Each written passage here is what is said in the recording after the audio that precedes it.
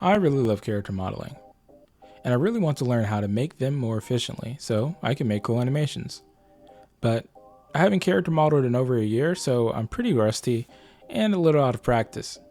So today, I'm going to try making a character in less than 5 hours. I first start by scouring the bowels of the internet to find a good inspiration and a reference for the model. But thankfully, I found a great piece by Sammy Jin Art, so now I can get started. I decided to sculpt the character instead of traditional modeling, and I immediately jump into expecting this to be a breeze. But no, I almost immediately run into a problem.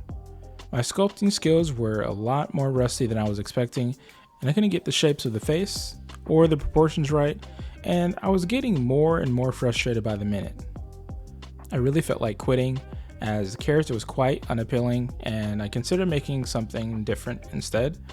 At the peak of my frustration, I decided to continue in hope that it would start to look better, and thankfully it did. The model started to improve, and I fell into a flow state, and everything just began to work.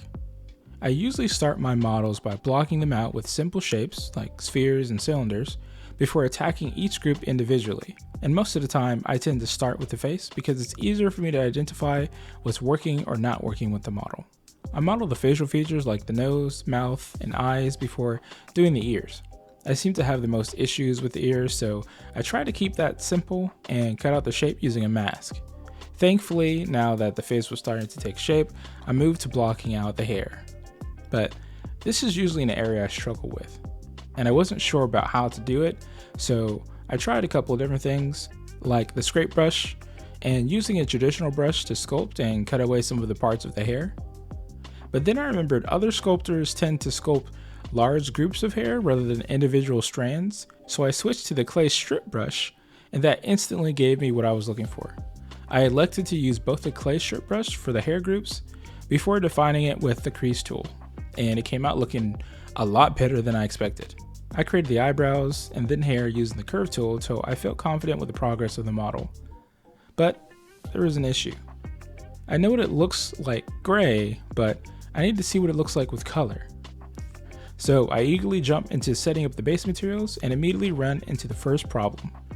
The inverted hole, aka the tune outline, wasn't working with my hair mesh, and I had no idea why. I tried clearing transforms, resetting the normals, changing settings on the solidify modifier, but nothing worked. Then suddenly I remembered I could remesh it and maybe that would fix it. So I use a remesh and I lower the face count to a manageable size, and then I hit it with a decimate modifier and tried again. And it worked. With this motivation, I had the rest of the base shaders before moving to add details like the eyeshadow, which I modeled, and earbuds, and more. However, there was one shader issue I had trouble figuring out. How do I get the beads and the chain to have random colors? I really didn't want to make a shader for each individual bead or chain, but I remember vaguely there being a method of procedurally generating colors, so I found a tutorial that gave me what I was looking for. But for some reason, it just wasn't working. I inferred through the video that because the beads were technically one instance of one object, the shader considered it one object. So once I separated the beads, the shader worked, and now I had my random color shader. Now, the easiest part was making the accents, like the pins and the baubles. I just duplicated my shaders and kept them simple. And for the glasses, I just made a wave texture, combined it with an alpha shader, and got the glass I was looking for. But I didn't know where to start with the mask. I decided along the way to just give it a simple color, but it didn't look right with all the other details, so I knew I would need to give it a real texture at some point. But it was a struggle.